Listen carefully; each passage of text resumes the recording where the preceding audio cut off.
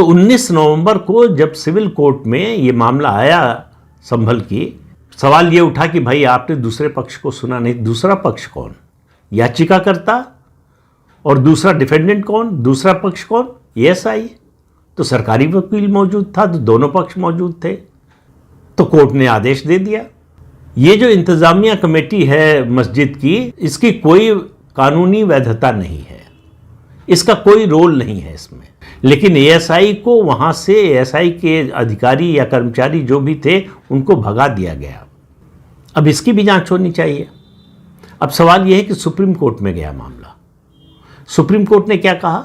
Supreme court ने मस्जिद पक्ष को कोई राहत नहीं दी। जो सिविल जज का आदेश था उस पर कोई टिप्पणी नहीं की, फैसला तो दूर की बात है।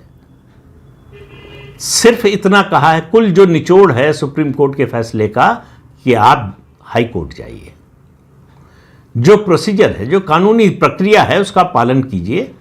ये फैसला आया है सिविल कोर्ट का, कायदे से तो आपको उससे ऊपर की कोर्ट में जाना चाहिए था, लेकिन आदेश दिया है कि आप हाई कोर्ट में जाइए, उससे भी ऊपर की कोर्ट। तो हाई कोर्ट में जाने का आदेश दिया है। साथ में ये नहीं कहा है कि जो काम किया एएसआई ने वो गलत किया, ये भी नहीं कहा। सिर्फ इतना कहा कि एएसआई की जो सर्वे रिपोर्ट है वो सील बंद लिफाफे में हाई कोर्ट को सबमिट की जाएगी।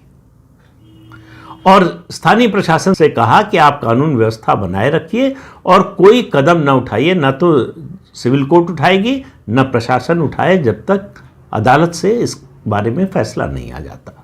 कुछ लोग कह रहे हैं कि सुप्रीम कोर्ट से बड़ा झटका लगा, सरकार को झटका लगा, मंदे पक्ष को झटका लगा। उनको कहाँ से ये झटके दिखाई देते हैं? हम लगता है बैठे बैठे उनको झटके आते रहते हैं, उनको लगता है दूसरे को झटका लगा। लेकिन मैं बात कर रहा था ऋषिराज गिरी महाराज की। इसमें शुद्ध रूप से जो कुछ हो रहा है राजनीति के तहत हो रहा है। समाजवादी पार्टी और अखिलेश यादव की बड़ी भूमिका है। जिस तरह से वो दंगाइयों के पक्ष में खड़े नजर आ रहे हैं, अगर आप दंगाइयों का विरोध नहीं करते तो इसका मतलब आप उनके पक्ष में खड़े हैं। उनके सांसद जियाउर रहमान बर्क, जो शफीकुर रहमान बर्क पहले सांसद थे, अब उनका निधन हो गया, उनके पोते हैं, उनके खिलाफ नामजद एफआईआर दर्ज की है पुलिस ने। इस दंगे में जो संभल में हुआ उसमें वो भी आरोपी है।